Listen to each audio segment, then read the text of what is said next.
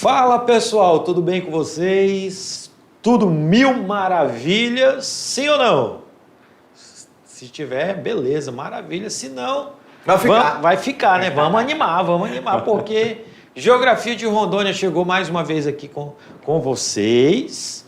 Hoje um assunto bacana, assim, é bacana, mas ao mesmo tempo é um assunto de alerta, porque como nós estamos trabalhando o conteúdo de Geografia de Rondônia, nós estamos passando pelas algumas características naturais nossas, passamos alguns contextos históricos e hoje nós vamos falar um pouco de assunto ambiental, Jorginho, um pouco que envolve um pouco o nosso meio ambiente. Exatamente. E esse meio ambiente que nós aqui de Porto Velho estamos na cidade e esse meio ambiente eles estão mais presentes. Exatamente. Inclusive, o assunto que veremos hoje, eles veem de perto acontecer. É sobre desmatamento. Exatamente. É isso?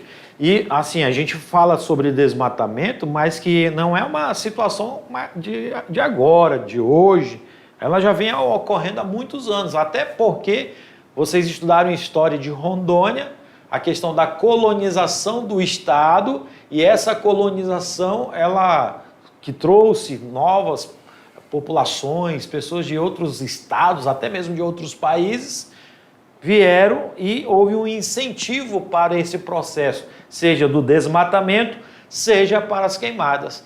Mas nós vamos nos aprofundar nessa aula maravilhosa que está começando a partir de agora. Portanto, vamos lá na tela, meu diretor, coloca aí a aula de Geografia de Rondônia 8.1, professor Jorginho, né, professor Carlos, nós professores de Geografia de Rondônia. O assunto meio ambiente, desmatamento na década de 80, 70, né? Opa, década de 70, década de 80 e a nossa atualidade. Então, vamos fazer uma viagem na nossa história dentro da geografia. Exatamente. Então, para a gente entender esse processo do desmatamento, primeiramente a gente tem que entender o processo de políticas públicas que motivaram a vinda de dezenas de milhares de imigrantes para o estado de Rondônia na década de 70.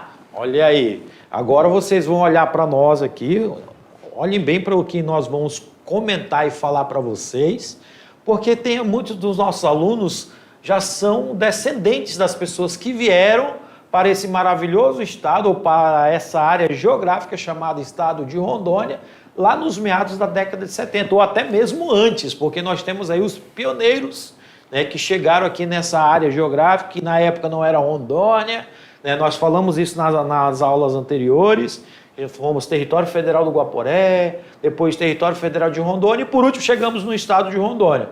E essa área geográfica ela sempre foi visada. Por quê? Porque nós temos recursos minerais, nós temos recursos naturais importantes para a economia do lugar, para a economia do país.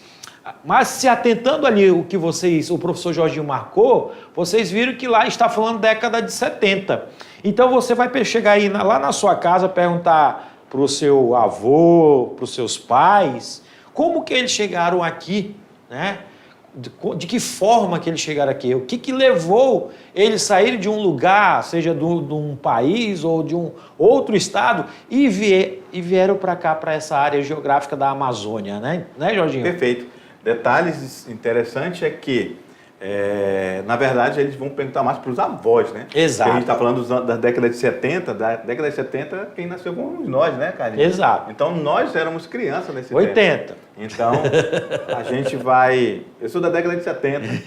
Então, a gente vai perguntar para os nossos avós, os avós desses jovens aí, ok? Ele vai chegar e vai perguntar, avô, como é que foi a chegada aqui? Então, vai ser cada uma história que eu tenho certeza que serão histórias interessantes. História e aventura, porque para chegar aqui nessa área era a aventura, só para você ter uma ideia, a BR-364 nem era asfaltada, por sinal. Exatamente. Era só um vão aberto de lama aberto no meio da floresta amazônica, e essas pessoas vinham aí viajando no chamado pau de arara, né, Jorginho? Às vezes, de viagem de 30 dias, 40 dias aí, saindo aí, dependendo da localidade do Brasil que veio, né? A viagem demorava tudo mais ou menos esse período. E aí chegava no meio do lamaçal, né, Jorginho? É verdade. Então, quando essas pessoas chegavam aqui na década de 70, elas eram designadas com o objetivo, né, de ganhar terras. Porque havia muita propaganda política na época do governo. Na época nós estávamos vivendo o regime militar e o governo federal, para incentivar a ocupação da Amazônia, vai criar mecanismos para atrair essas pessoas para essa região da Amazônia. Inclusive, só no contexto geral, não era somente o território federal de Rondônia, era todo o contexto amazônico. Mas nós estamos dando ênfase maior para o nosso estado agora, porque essas pessoas chegaram através de uma propaganda governamental no início da década de 70, que atraía, dava incentivos e era bastante atrativos para essas pessoas virem para a Amazônia, Jorginho. Perfeito. Então, vamos lá no quadro, meu diretor. Um desses fatores que motivavam essa população a vir para a região era a doação de terras. Isso. Né? Então, isso aí são políticas governamentais, né? Exato. Tanto que é que o governo federal criou alguns projetos, como, por exemplo, o projeto de integração nacional, chamado de PIN, né? Para colaborar para o avanço ou para que as pessoas pudessem chegar aqui nessa região. Dentro desses projetos, temos a construção, porque a BR-364 ela já estava aberta, só que agora ela o projeto vai ser integrar o restante da Amazônia, não somente através da BR-364. Vou citar o exemplo de uma outra BR, que é, por exemplo, a Transamazônica, que é uma outra rodovia federal que corta a região amazônica. E esse objetivo do governo federal, essas políticas governamentais, era justamente para ocupar a Amazônia. Tanto que que quando essas pessoas vinham para essa região, elas estavam recebendo terras, que foram criados projetos de colonização. E esses assentamentos foram responsáveis por promover um grande fluxo migratório de diferentes partes do Brasil para dentro de Rondônia, servindo assim como elemento indutor para a expansão da fronteira agropecuária e, obviamente, consequentemente, desmatamentos e queimadas em Rondônia. Na década de 70, a Amazônia recebeu muitos imigrantes de várias regiões do Brasil e também fora do Brasil. Tá? Essa migração contribuiu para a ocupação da região, com o intuito de explorar os recursos naturais e ter a terra, como eu já falei para vocês. Por exemplo, o Amapá apresentou um aumento de mais de 1000% do seu saldo migratório. O Amazonas, 300%. A migração teve um impacto relevante nos estados de menor população, como Rondônia e o Acre. Agora, olhem para nós aqui mais uma vez e anotem o que nós vamos falar. Escreva aí no seu caderno. Quando essas pessoas vinham para a região, os seus avós, ou bisavós também, né? São muito jovens. Né? Podem ser os avós ou os bisavós, que vinham para essa região, eles vinham já com uma mentalidade.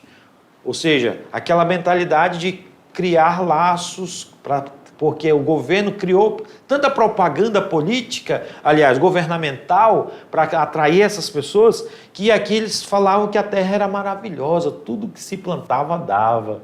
Só que esse sonho Do Eldorado, né? do Eldorado virou um pesadelo, porque os projetos de colonização que foram criados na região eram projetos que ficavam afastados da BR-364.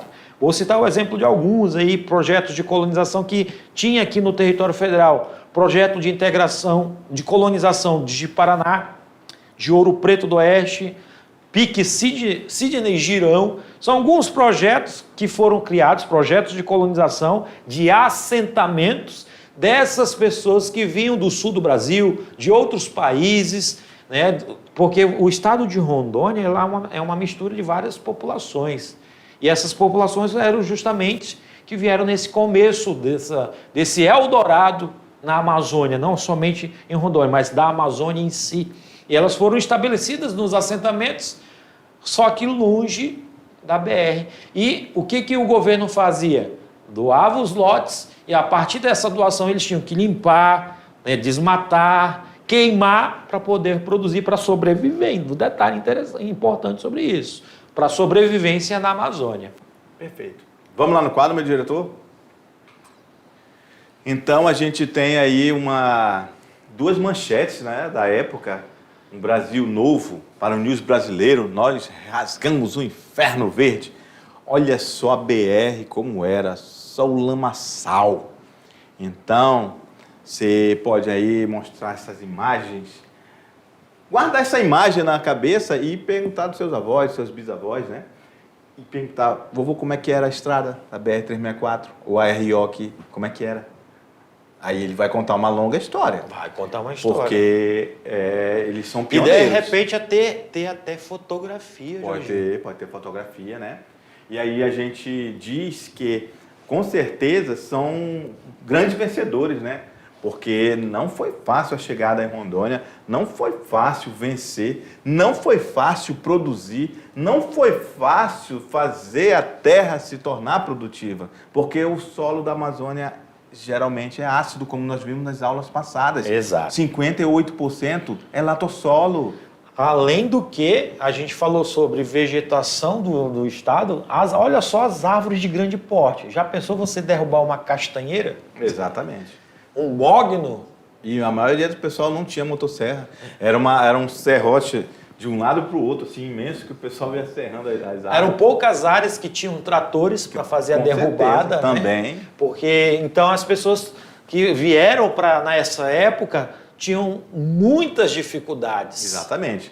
E o lema nessa época dessa mídia que se fez sobre a Amazônia, o pessoal vinha para a Amazônia e agora em especial Rondônia, né? Era esse aqui, ó. O lema era: terras sem homens para homens sem terra. O que aconteceu com isso? Um salto demográfico que foi acompanhado de inúmeros problemas. Agricultores que, na sua maioria, eram desprovidos de recurso financeiro. Não tinha dinheiro. O real no popular é isso. Não tinham dinheiro. Eram subcontratados para fazer a chamada empleitada, que era fazer a derrubada para outros agricultores que tinham dinheiro. Então, gente, você pode perguntar aí para o seu pai, para os seus avós, até bisavós, né? Pai, o que é empleitada? A maioria deles sabe, mas... Sabe porque alguns dos nossos alunos da mediação tecnológica já tem o seu trabalho sendo realizado, né? Isso. E então, você vai ver, uma coisa é hoje, no momento atual, como funciona. Outra coisa era nesse momento histórico aqui, onde nós tínhamos uma grande dificuldade. A gente está falando de grande dificuldade mesmo. As pessoas eram desprovidas de dinheiro. Então elas trabalhavam para outros, faziam empleitada de derrubada do outro sitiante para ter um dinheirinho para comprar uma saca de feijão, uma saca de arroz para plantar. Não é isso? Exatamente. E aí a empleitada é o quê? É fazer a derrubada para depois queimar. E essa queimada, ela, obviamente, que é muito difícil para o pequeno agricultor, como você falou, que não tinha um trator, e aí ele queimava, porque é muito mais fácil. Para limpar o terreno. Limpar o lote. Porque o certo seria fazer, né, uma outra técnica, né, retirar a madeira, é isso? As madeiras de lei, que muitas foram queimadas, sim. É isso? Tirar a madeira de lei, fazer o acero, fazer toda a limpeza e não queimar. É isso? Porque junto com a queimada vai embora também os nutrientes do solo. Perfeito. Que no máximo que ele fica entre aspas, produtivo por 2 anos. Depois ele se torna um solo muito duro, branco assim, porque ele é muito erosivo ácido. E ácido. E aí foi o que aconteceu de muitos desses problemas que teriam acontecido com muitos agricultores. E aí o que vai acontecer? Essas pessoas faziam a derrubada, faziam a dele, queimava e depois plantava. Essa plantação dava no máximo 2 anos, fazendo a rotação entre milho, feijão, arroz, feijão, banana, mandioca. E, obviamente, muitas pessoas abandonaram, porque aquela imagem que a gente viu ali, da BR, é só lama. Então não tinha como escoar essa produção. As pessoas ficavam com sua produção ali não conseguiam vender, e aí viam que realmente era muita dificuldade. Detalhe, nesse momento histórico que a gente está falando, dessas políticas de governo, era praticamente o agricultor ganhava a terra, ele já tinha que queimar. Peraí, o governo, eu estou te dando a terra, mas você já tem que queimar. Olha só como é que era, né? Então, quer dizer que você tinha que fazer alguma coisa já para conseguir provar para o governo que você estava fazendo alguma coisa na terra. Produzindo, né? Então, era começar pela queimada.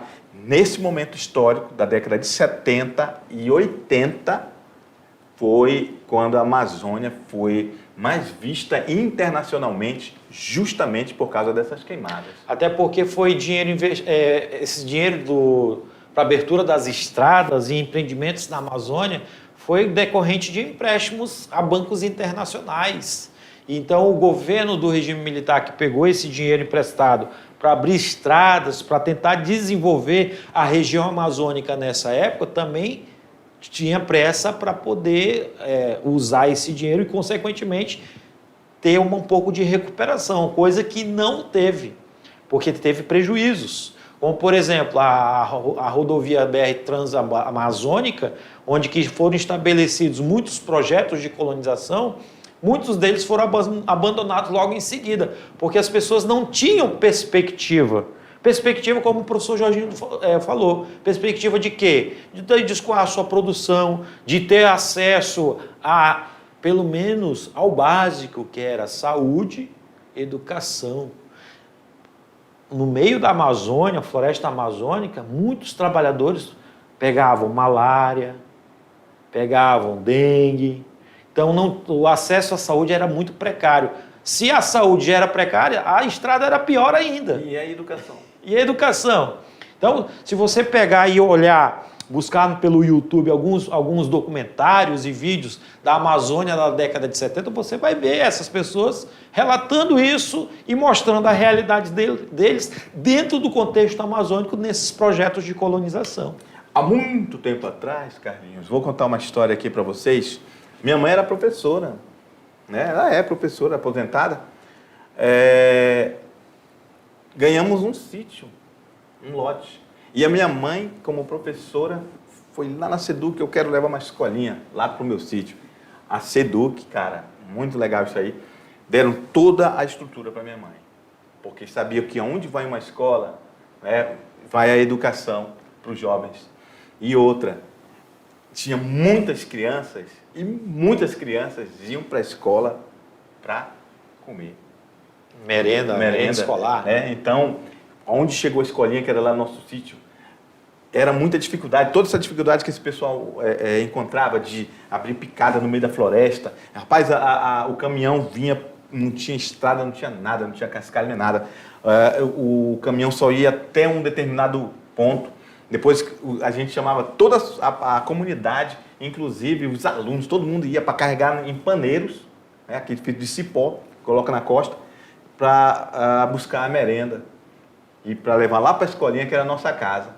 Olha aí. Então, fazia todo esse trabalho porque as crianças, a maioria, iam para a escola por causa da merenda. Por causa da merenda. Perfeito. Porque era muita dificuldade que os agricultores tinham. Inclusive, apesar de nós estarmos numa era tecnológica, Jorginho, onde a mediação tecnológica de Rondônia alcança milhares e milhares de alunos nesse estado de Rondônia, essas histórias que o Jorginho e que nós estamos relatando, também tem lugares que ainda ocorre isso. Isso. Atualmente ocorre. Nós temos alunos aí das comunidades espalhadas pelo estado de Rondônia que ainda tem essa dificuldade. Para ter o acesso a uma educação de qualidade, precisa andar quilômetros e quilômetros de distância para chegar numa escola. E, inclusive, nós. Exatamente. Mediação tecnológica. Exatamente. Vamos lá na tela? História muito gostosa de se contar, né, Jorginho? É isso aí. Então, galera, era isso. Eram os agricultores, muito deles sem dinheiro, e trabalhar para outros agricultores que tinham mais recursos. Perfeito. Eles eram verdadeiros desbravadores, quer dizer, pessoas que estavam ali buscando organizar o espaço geográfico, Arregaçar as mangas para poder ter aquele lote para começar uma produção. Olha só o que a gente acabou de falar. No meio da floresta tornou um lugar de grande devastação em nome do progresso. Um lugar sem estrada, sem saúde pública, como falamos, educação, segurança e ainda tinham que manter os altos custos de alimentação, entre outros. E nesse período foram criados os projetos de assentamento, como eu falei para vocês aqui. Os projetos de assentamento foram criados pelo Instituto Nacional de Colonização e Reforma Agrária, chamado de INCRA, e os primeiros projetos eles receberam o nome de Projeto Integrado de Colonização, chamado PIC. Como eu citei aqui agora há pouco, o exemplo do PIC Sidney Girão, o PIC Ji-Paraná, foram alguns...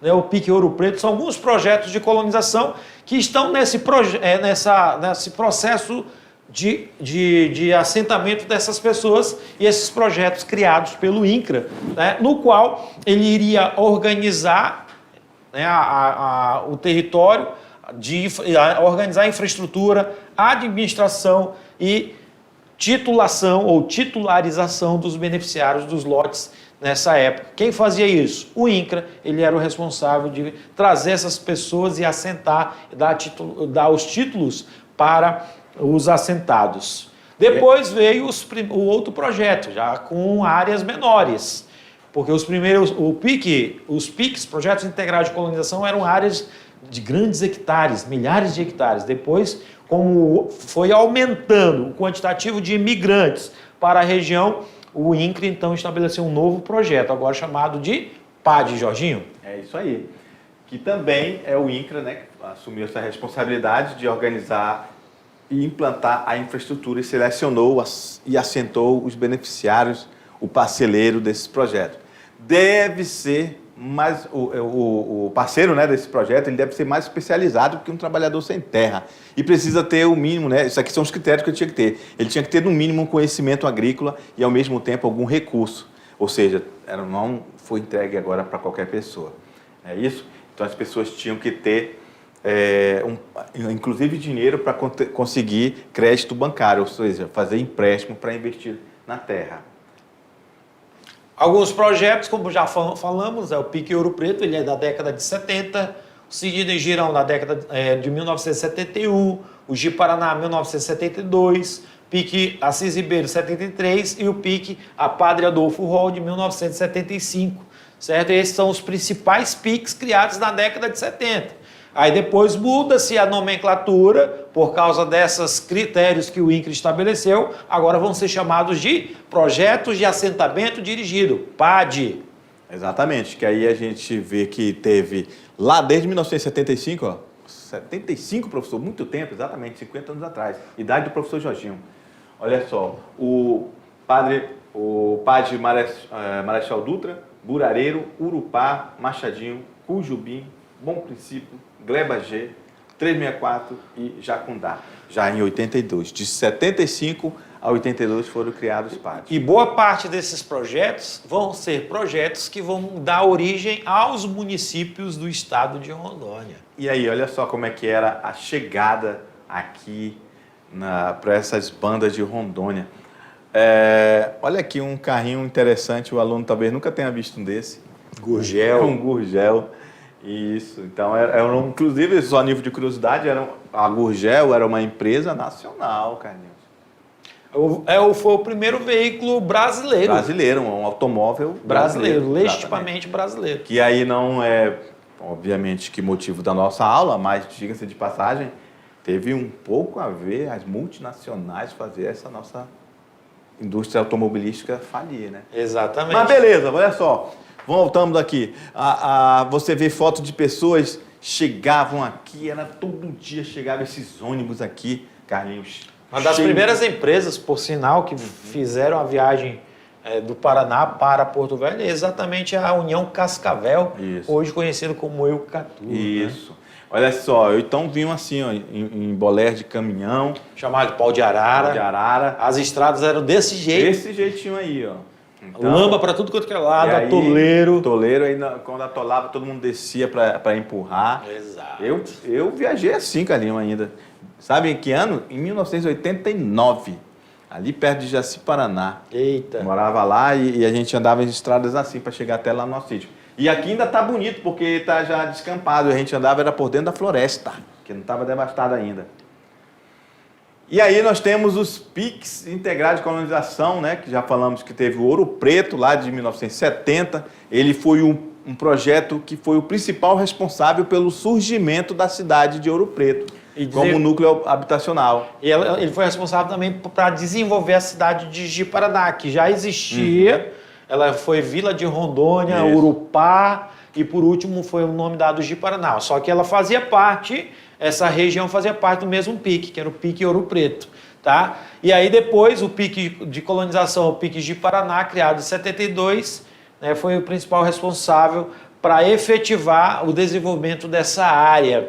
Outros fatores que contribuíram para a ocupação da Amazônia foi o quê? A exploração dos recursos naturais, como é o caso da borracha, depois vem os recursos minerais, como é o caso do ouro, da cassiterita, certo? O desejo de ter a terra e principalmente que o governo estava incentivando a produzir e ocupar essa região. Por causa desses fatores que nós citamos, o processo de desmatamento foi intenso. A partir da década de 70, então, nós tivemos um desmatamento e um alto índice de queimados. Tanto que é que isso afetou drasticamente, né, os solos, mas que colaborou também para o crescimento econômico, principalmente o crescimento agrícola do nosso estado, né, Jorginho? É isso aí. E aí a gente tem a imagem, né, do arco do desmatamento, que vem desde o Acre, olha aqui, até o Maranhão. Você vê então que a Amazônia é tão grande e esse arco do desmatamento é um avanço justamente desse desmatamento sobre a floresta. Okay? E geralmente, atualmente, para desenvolver a agropecuária. Perfeito.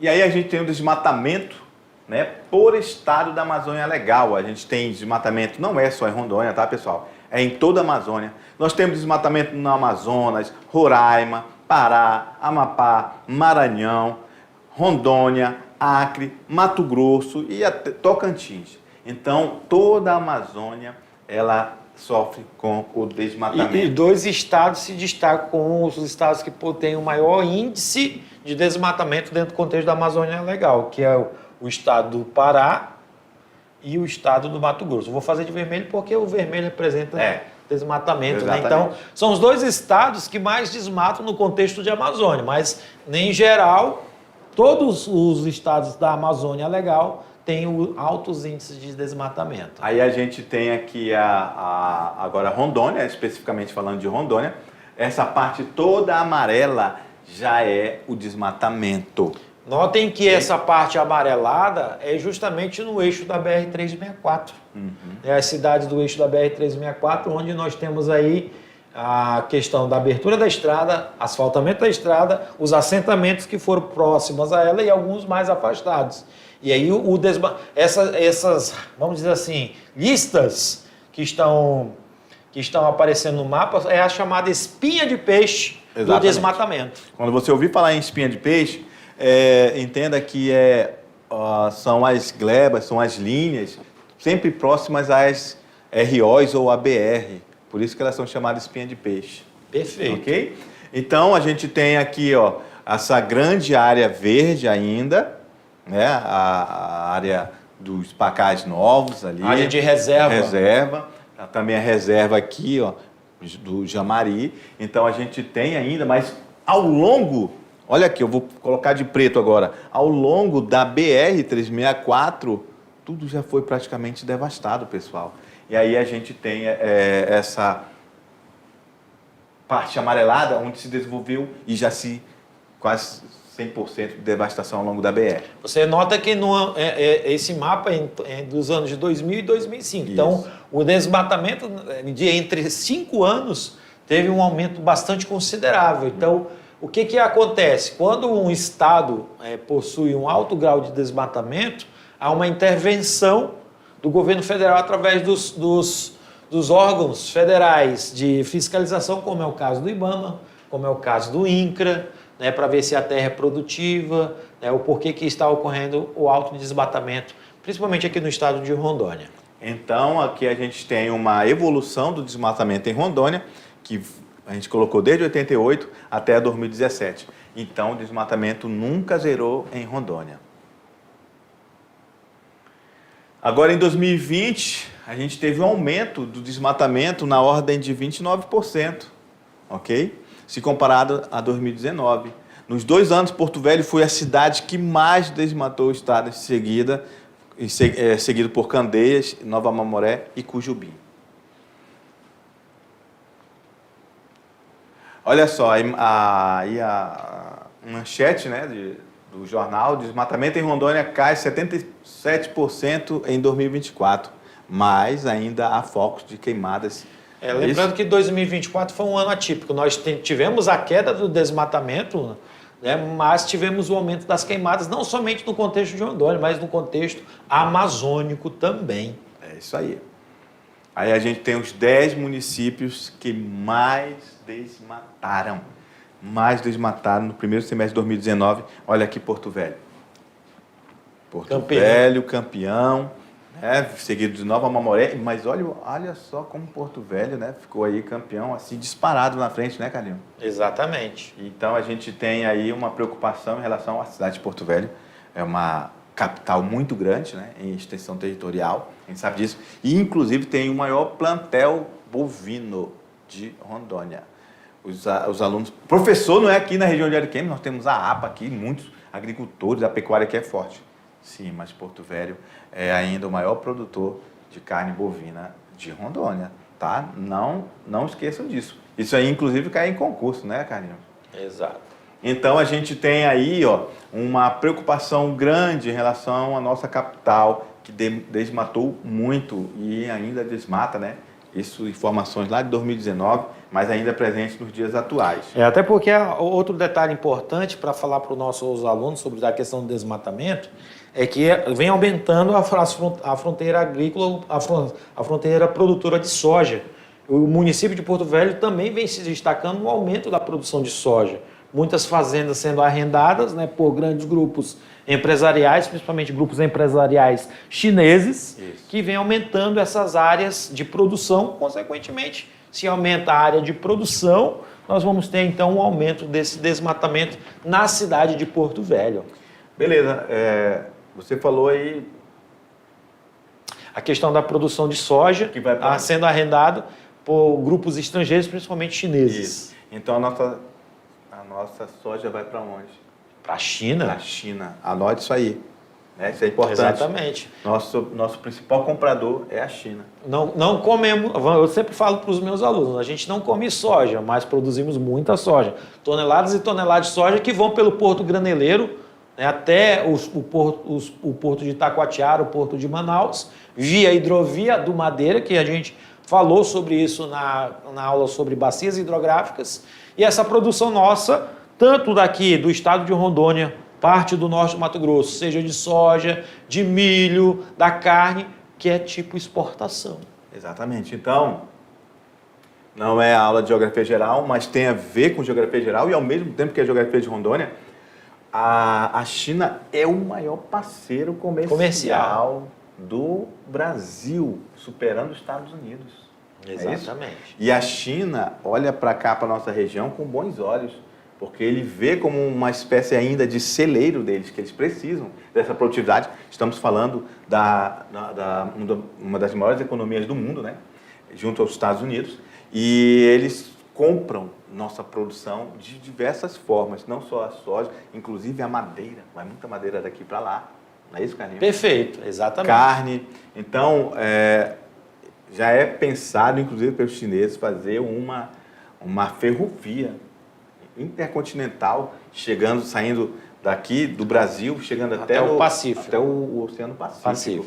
Justamente para incluir o Brasil como sendo se não, quiçá, o maior parceiro comercial deles, no nível mundial. Até porque diminuiria os custos de transporte rodoviário. Custo de transporte e tempo, né? E tempo, porque pelo Pacífico fica mais próximo de levar essa produção já que boa parte dessa produção vem via BR-364, chega no Porto Grandeiro, desce pela hidrovia do Madeira para os portos da Taquatiara, de lá pega o Oceano Atlântico, faz toda aquela volta pela costa, né?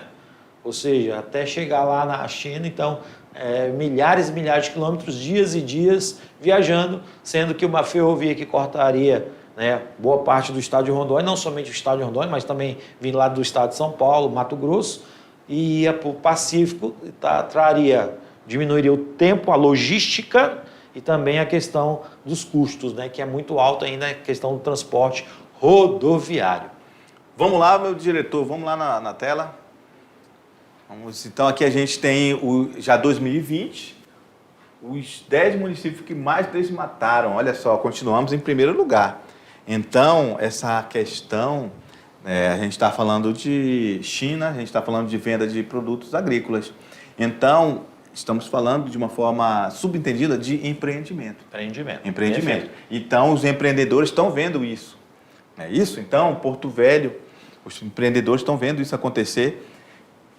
Obviamente, vai continuar e vai aumentar o desmatamento aqui na nossa região, ok? E, como podemos ver no mapa, continua sendo aqui em Porto Velho o maior foco de desmatamento.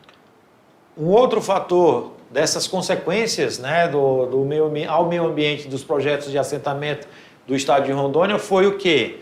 A intensificação das ações antrópicas, ou seja, ação antrópica quer dizer ação humana na natureza, e essa ação humana, seja ela pelo desmatamento, seja ela pela queimada, ela vai alterar todo o espaço geográfico, como nós mostramos no mapa da espinha de peixe, né, que surgiu justamente próximo às ROs e BRs. Então, essa ação direta do homem na natureza tem as suas consequências e provoca mudanças no espaço geográfico. Então, vamos pedir para o aluno puxar uma setinha, né, grifar, circular a palavra ação antrópica e colocar, setinha, o mesmo que ação humana. Para ele não esquecer isso, porque se ele não souber o que pode se equivocar numa interpretação de texto, numa questão de prova. Não é isso? Perfeito. Vamos lá na tela. Outros fatores ou consequências foram o desmatamento, queimadas em níveis alarmantes, como nós vimos nos gráficos, né, o aumento, a cidade de Porto Velho sendo um destaque negativo na questão do desmatamento, né, perda da biodiversidade, ou seja, espécies de animais, espécies de vegetais sofrendo as consequências desse desmatamento, dessas queimadas, o solo empobrecendo, precisando fazer, algumas áreas precisando fazer a correção do solo, né? As tensões sociais, principalmente com os movimentos do campo, a questão de movimento do sem terra, dos camponeses, né? Muitas áreas, muitas fazendas sendo invadidas por esses movimentos, né? Problema de saúde pública, né? Aumento principalmente de doenças sexualmente transmissíveis. Também. Respiratórias.